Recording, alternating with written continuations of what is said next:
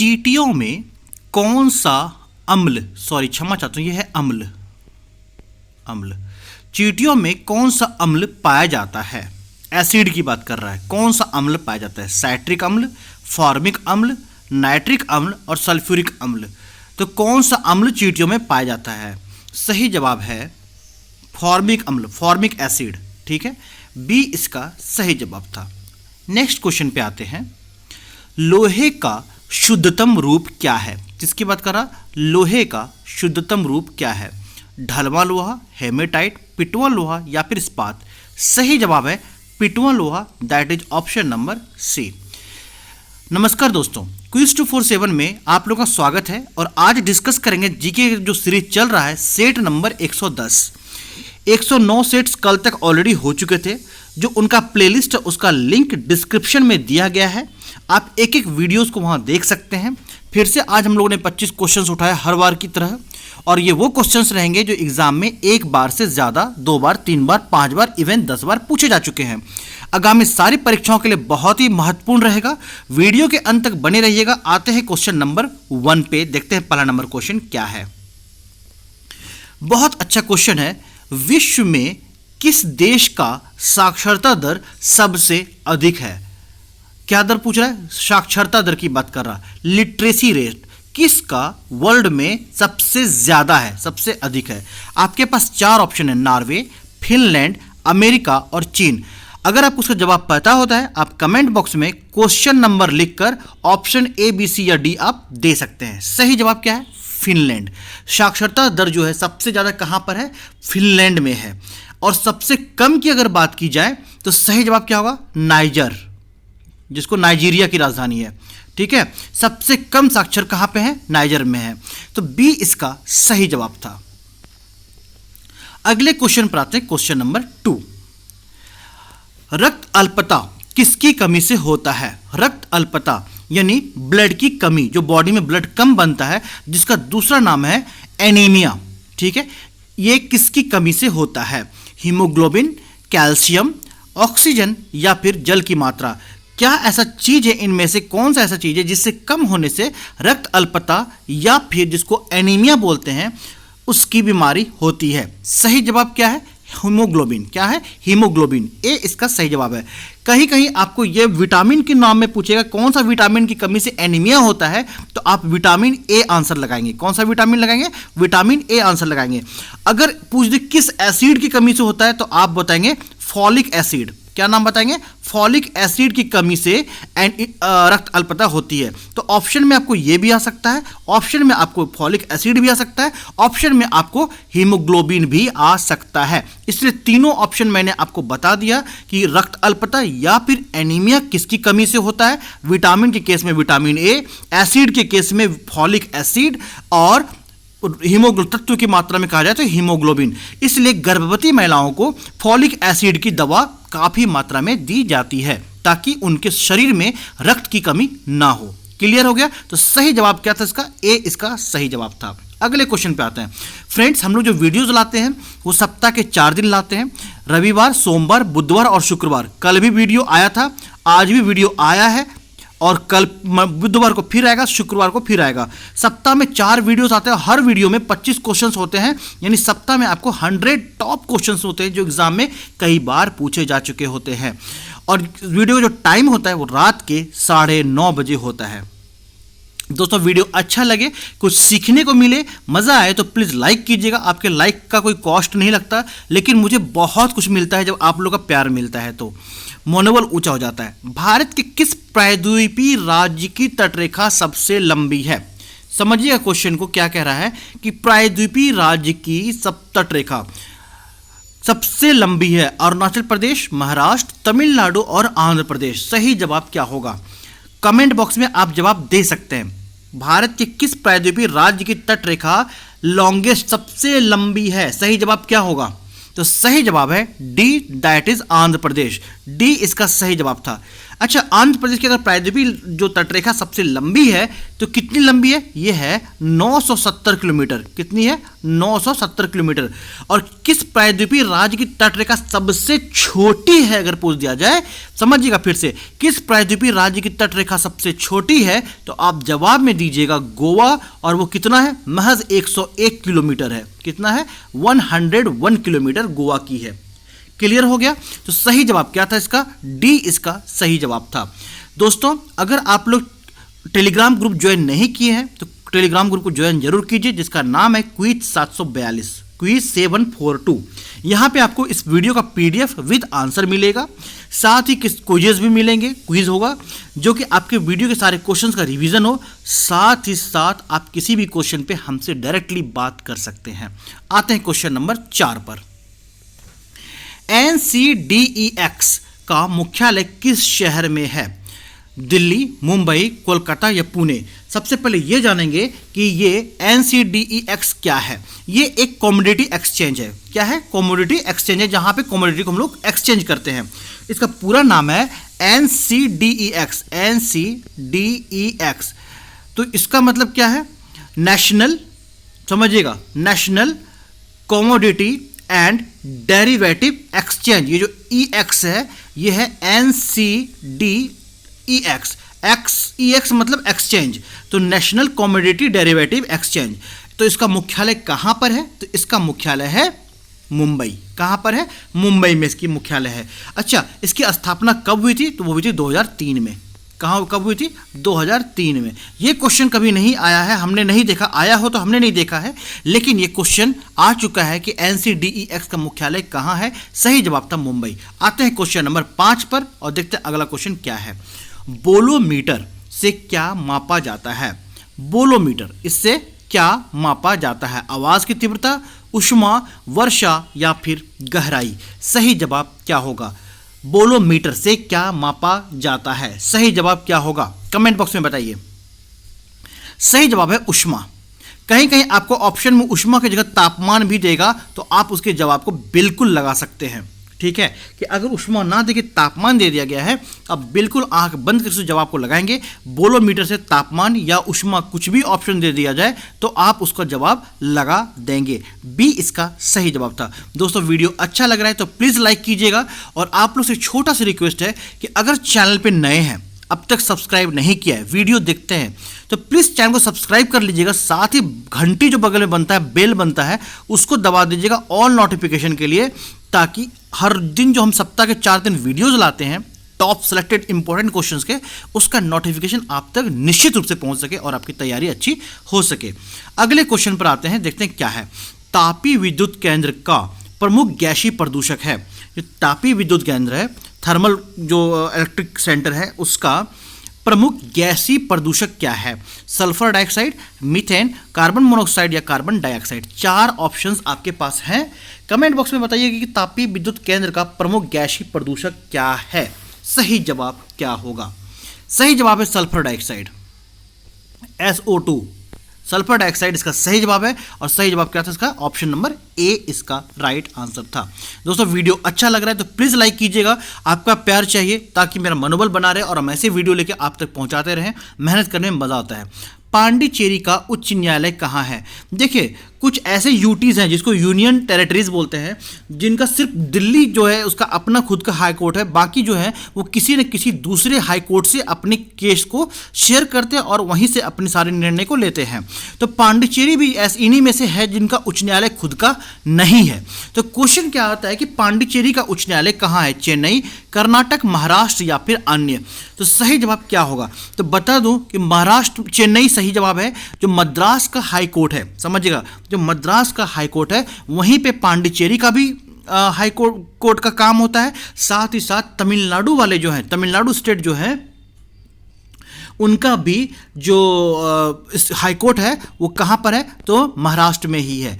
तमिलनाडु हो चाहे पांडिचेरी, दोनों का हाई कोर्ट कहां पर है? तो मद्रास हाई कोर्ट में है। इस पॉइंट को लिख लीजिएगा। अगले क्वेश्चन पर आते हैं। दादा भाई नौरोजी के अनुसार स्वराज का अर्थ क्या था? दादा भाई जो नौरोजी थे उनके अनुसार स्वराज का मतलब क्या होता था? आर्थिक स्वतंत्रता, सामाजिक स्वतंत्रता, धार्मिक स्वतंत्रता, या फिर इनमें से कोई नहीं? सही जवाब क्या होगा कमेंट बॉक्स में जरूर बताएंगे। दादा भाई नौरोजी के अनुसार स्वराज का अर्थ क्या था? सही जवाब था आर्थिक स्वतंत्रता। स्वराज का अर्थ मतलब होता था आर्थिक स्वतंत्रता। ए इसका सही जवाब जाएगा। क्वेश्चन नंबर 9 की बात करते हैं। भारत का फ्लाइंग सिख किसे कहा जाता है? बहुत ही आसान क्वेश्चन, बहुत ही इंपॉर्टेंट क्वेश्चन। हाल ही में इनका निधन भी हो गया। हरविंदर सिंह, तेग बहादुर, गुरु गोविंद सिंह और मिल्खा सिंह। तो सही जवाब क्या है? मिल्खा सिंह को फ्लाइंग सिख की उपाधि दी गई है। डी इसका दोस्तों सही जवाब था। क्वेश्चन नंबर 10 पर आते हैं, देखते हैं क्या है। मोहम्मद गोरी ने मुल्तान को कब जीता था? किसकी बात करा? मोहम्मद गोरी ने मुल्तान को कब जीता था? 1189, 1206, 1175 या फिर 1200 ईस्वी में मोहम्मद गोरी ने मुल्तान को कब जीता था? सही जवाब कमेंट बॉक्स में बताएंगे। सही जवाब है 1175 ईस्वी। सी इसका राइट आंसर है। अच्छा, एक इस क्वेश्चन से हट के पूछता हूं प्लेयर से कि मुल्तान का सुल्तान किसे कहा गया है? आप कमेंट बॉक्स में बताएंगे। अभी अचानक से मुल्तान का नाम आया तो मेरे मन में आ गया ये क्वेश्चन कि मुल्तान का सुल्तान किस खिलाड़ी को कहा गया है। मैं हिंट देता हूं, वो एक क्रिकेटर है, वो क्रिकेट प्लेयर है, रह चुके हैं, जो अब भारतीय क्रिकेट टीम में नहीं खेलते हैं, रिटायर हो चुके हैं। लेकिन आप बताएंगे कि मुल्तान का सुल्तान किन्हें कहा जाता था। दोस्तों टेलीग्राम ग्रुप को जरूर ज्वाइन कीजिएगा जिसका नाम है क्विज 742। साथ ही चैनल पर नए हैं, सब्सक्राइब नहीं किया सब्सक्राइब कीजिएगा, घंटी को दबाना ना भूलें, साथ ही ऑल नोटिफिकेशन के भी दबाएंगे ताकि आपको वीडियोस की नोटिफिकेशन मिल सके और आपकी तैयारी अच्छी हो सके। आते हैं क्वेश्चन नंबर 11 पर। चींटियों में कौन सा अम्ल पाया जाता है? ये इंट्रोडक्शन क्वेश्चन था, फिर से क्षमा चाहता हूं, यहां पे गलती हो गया था। अम्ल यहां पे होगा एसिड, ऐसे लिखते हैं। चींटियों में कौन सा अम्ल पाया जाता है? सही जवाब क्या था? हमने पढ़ लिया था कि सही जवाब है कि चींटियों में फॉर्मिक अम्ल पाया जाता है। बी इसका सही जवाब है। अगले क्वेश्चन पे आते हैं। राष्ट्रीय गान को पहली बार कब गाया गया था? राष्ट्रीय गान जन गण मन को सबसे पहले कब गाया गया था? 1911, 1932, 1947 या फिर 1929? सही जवाब क्या होगा? सही जवाब क्या होगा? सही जवाब 1911 में गाया गया था। अच्छा, इसको लिखा किसने था? तो लिखा था रविन्द्रनाथ टैगोर ने, RN टैगोर ने लिखा था। ठीक है, रविन्द्रनाथ टैगोर ने लिखा था। बंगला में शुरू में लिखा था। अच्छा, इसको गाने का जो समय दिया गया है वो कितने सेकंड में का है? तो जो गाने का समय है वो 52 सेकंड का। ये क्वेश्चन बहुत इंपॉर्टेंट है, ये लिख लीजिएगा कि राष्ट्रीय गान को गाने में कितना वक्त लगता है। तो आपको जवाब होगा 52 सेकंड। अगर आप 52 सेकंड में नहीं गाते हैं या कोई नहीं गाता है तो वो एक तरफ से कह सकते हैं कि ये संविधानिक गैर कानूनी, एक तरफ से आपको 52 सेकंड में ही राष्ट्रीय गान को गाना है। तो राष्ट्रीय गान गाने का समय कितना होता है? तो 52 सेकंड। किसने लिखा था? तो रविन्द्रनाथ टैगोर ने लिखा था। और कब इसको पहली बार गाया गया था? तो पहली बार गाया था 1911 ईस्वी में। ए इसका सही जवाब था। आते क्वेश्चन नंबर 13 पर, देखते 13 नंबर क्वेश्चन क्या है। मुगल काल का पहला भारतीय हिंदी विद्वान, हिंदी भाषा की बात कर रहा है, हिंदू मुस्लिम मत समझ लीजिएगा। मुगल काल का पहला भारतीय हिंदी लैंग्वेज की बात कर रहा है, विद्वान कौन था? महबूब उल हक, मलिक मोहम्मद जैसी, लाला लाजपत राय या फिर बिरबल? सही जवाब क्या होगा? सही जवाब क्या होगा? मुगल काल का पहला भारतीय हिंदी विद्वान, सही जवाब था मलिक मोहम्मद जैसी। मलिक मोहम्मद जैसी जो थे वो मुगल काल के पहले भारतीय हिंदी विद्वान थे। बी इसका सही जवाब जाएगा। अगले क्वेश्चन पर आते हैं। कोलिमा ज्वालामुखी कहाँ स्थित है? बहुत बड़े क्वेश्चन, बहुत ही एक्टिव ज्वालामुखी है। तो ये कहाँ स्थित है? किस देश में है ये? चीन, ऑस्ट्रेलिया, मैक्सिको या फिर श्रीलंका? सही जवाब क्या होगा? कौन सा क्वेश्चन है? कोलिमा ज्वालामुखी। ये क्वेश्चन कई बार एसएससी में भी पूछा गया है कि कोलिमा ज्वालामुखी कहाँ स्थित है? सही जवाब जाएगा मैक्सिको जाएगा। सी इसका सही आंसर है। अब आते हैं मैक्सिको देश की राजधानी और करेंसी भी जान लेते हैं क्या है। तो मैक्सिको की जो राजधानी है वो है मैक्सिको सिटी। क्या है? Mexico city. और यहाँ की जो करेंसी है वो है पेसो। क्या है? पेसो यहाँ की करेंसी है। हिंदी में लिखते हैं ऐसे, पेसो यहाँ की करेंसी है, यानी मुद्रा है। अगले क्वेश्चन पर आते हैं। यूनेस्को का मुख्यालय कहाँ है? बहुत अच्छा क्वेश्चन। यूनेस्को का मुख्यालय कहाँ है? जेनेवा, न्यूयॉर्क, पेरिस या फिर वाशिंगटन डीसी। सही जवाब पे आते हैं। तो सबसे पहले यूनेस्को के बारे में पढ़ते हैं। UNESCO, ये होता है यूनेस्को। UNESCO, UN मतलब हो गया यूनाइटेड नेशन, ठीक है, संयुक्त राष्ट्र की बात कर लिया, यूनाइटेड नेशन। ई से हो गया एजुकेशनल, लिख लीजिएगा। एस से हो गया साइंटिफिक, सी से हो गया कल्चरल और ओ से हो गया ऑर्गेनाइजेशन। यूनाइटेड नेशन, फिर से लिखिएगा, united nations, educational, scientific and cultural organization, इसको लिख लीजिएगा। और इसका हेडक्वार्टर कहाँ पे है? यह है पेरिस, जो कि फ्रांस की राजधानी है। और इसकी स्थापना कब हुई थी? तो इसकी स्थापना हुई थी 16 नवंबर 1945 को। कब हुई थी? 16 नवंबर 1945 को इसकी स्थापना हुई थी।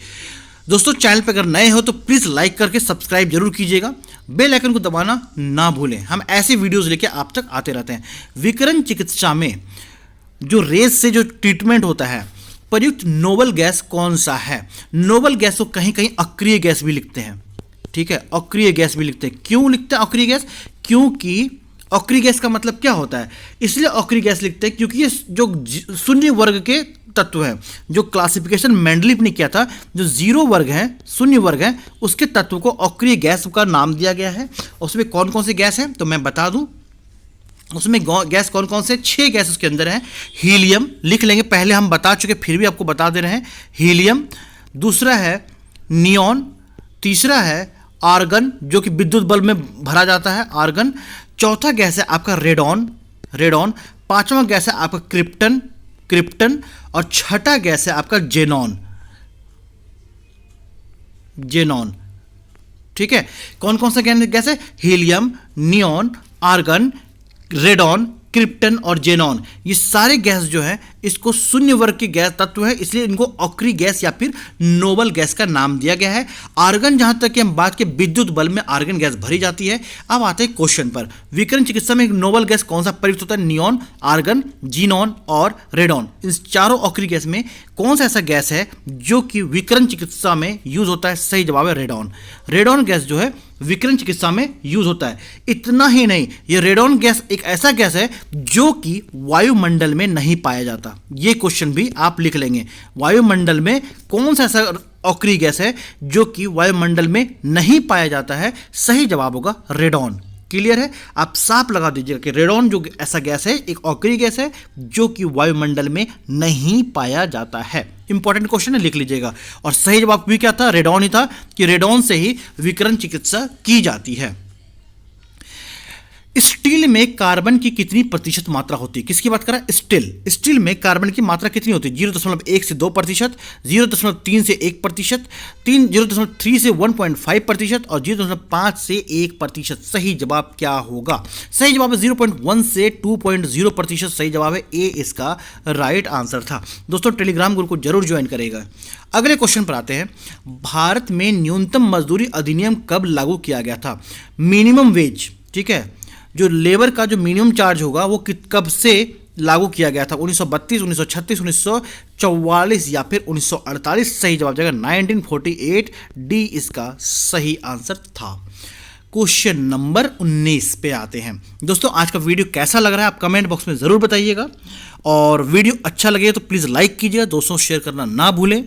व्हाट्सएप पे, टेलीग्राम पे, जहाँ से भी हो आप दोस्तों को जरूर शेयर करें, दोस्तों को जोड़ें। मुझे बहुत अच्छा लगेगा जब आप लोगों का प्यार मिलेगा।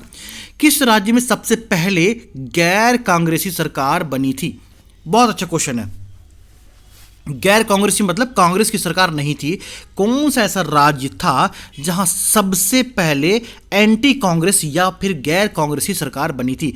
ऑप्शन दिया गया केरल, महाराष्ट्र, बिहार या फिर झारखंड। सही जवाब क्या होगा? सही जवाब क्या होगा दोस्तों? गैर कानूनी सरकार कब बनी थी? सही जवाब है ए, केरल इसका सही जवाब है। क्या जवाब है इसका? केरल सही जवाब है। यहां पर जो है कम्युनिस्ट पार्टी का, किसका?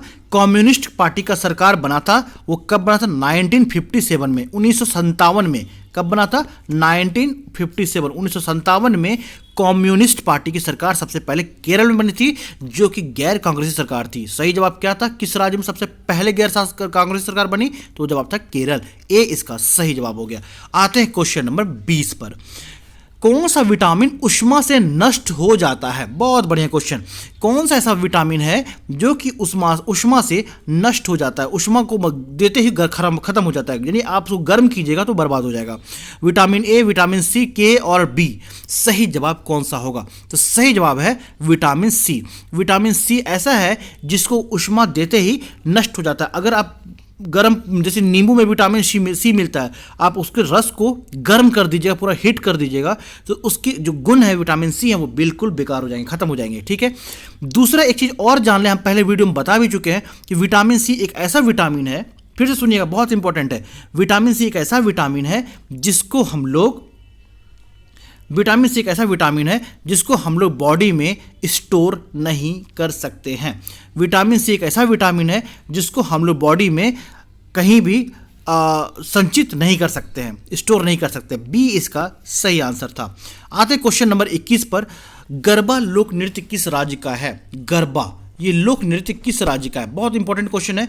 गुजरात, पंजाब, राजस्थान या बिहार? 4 ऑप्शन दिए गए, आपको क्या बताना? गरबा लोक नृत्य किस राज्य का है? सही जवाब जाएगा गुजरात को। अच्छा, गुजरात में गरबा तो है, और एक नृत्य जो बहुत फेमस है वो है डांडिया। डांडिया भी गुजरात का नृत्य है। अगले क्वेश्चन पर आते हैं, क्वेश्चन नंबर 22। आंख का रंग किस वर्णक पर निर्भर करता है? बहुत अच्छा क्वेश्चन है कि आंख का जो रंग होता है, किसी का भूरा होता है, किसी का बिल्ली की तरह होता है, किसी कुछ हल्का भूरे मतलब, किसी आंख का जो पुतली होता है, कॉर्निया काला होता है, तो वो कौन सा वर्णक पर उसका रंग निर्भर करता है? जीमेन, एंटीजन, एनिस्टन, मेलानिन और इनमें से कोई नहीं। सही जवाब क्या होगा? तो आंख का रंग जो है वो मेलानिन पर निर्भर करता है। किस पर? मेलानिन। सी इसका सही आंसर है। अगले क्वेश्चन पर आते हैं। भारत के का प्रथम राष्ट्रीय उद्यान कौन सा है? नेशनल पार्क की बात कर रहा है। कौन सा ऐसा राष्ट्रीय पार्क उद्यान है, नेशनल पार्क है, जो भारत का सबसे पहला राष्ट्रीय उद्यान है? पन्ना, जिम कॉर्बेट, काजीरंगा और कान्हा। सही जवाब क्या होगा? सही जवाब है Jim Corbett. Jim Corbett national park है जो कि सबसे पहला और सबसे पुराना राष्ट्रीय उद्यान है। और ये कहाँ पे है? यह है उत्तराखंड में। कहाँ पे है? उत्तराखंड में। अच्छा, पन्ना कहाँ पे है? यह मध्य प्रदेश में। लिख लीजिए, ये क्वेश्चन भी आ चुका है। मध्य प्रदेश में, मध्य प्रदेश में पन्ना है। कान्हा भी आपका मध्य प्रदेश में है, एमपी में है। अच्छा, एक और है पेंच, वो भी आपका मध्य प्रदेश में है। बात करते काजीरंगा की, यह असम में। कहाँ पर है? असम में है। काजीरंगा असम में है, कान्हा और पन्ना जो है आपका मध्य प्रदेश में है, और जिम कॉर्बेट कहाँ पे? आपको उत्तराखंड में है। ठीक है। अगले क्वेश्चन पर आते हैं, और आज के वीडियो का सेकेंड लास्ट क्वेश्चन है। क्वेश्चन क्या है कि WTO की स्थापना कब हुई थी? WTO पूरा क्या हुआ? WTO वर्ल्ड ट्रेड ऑर्गेनाइजेशन, विश्व व्यापार संगठन। इसका कार्य क्या है? विश्व में जहाँ भी व्यापार होता है उसके लिए नीतियाँ बनाना, उसके लिए रूल्स बनाना विश्व व्यापार संगठन का काम है। तो इसकी स्थापना कब हुई थी? ऑप्शन दिया था 1995, 1986, 1982 और 2000 ईस्वी में। तो मैंने क्या बोला कि जो वर्ल्ड ट्रेड ऑर्गेनाइजेशन है, WTO है, जिसको विश्व व्यापार संगठन बोलते हैं, इसका काम क्या है? विश्व में जहाँ भी व्यापार चल रहा है उसके लिए रूल बनाना, उसके लिए नियम कायदे बनाना। और इसका हेडक्वार्टर कहाँ पे है? वो है जेनेवा। लिख लीजिएगा, इसका हेडक्वार्टर कहाँ पे है? जेनेवा। कहाँ पड़ता है? ये स्विट्जरलैंड में पड़ता है, स्विट्जरलैंड में है, देश में। और इसकी स्थापना हुई थी 1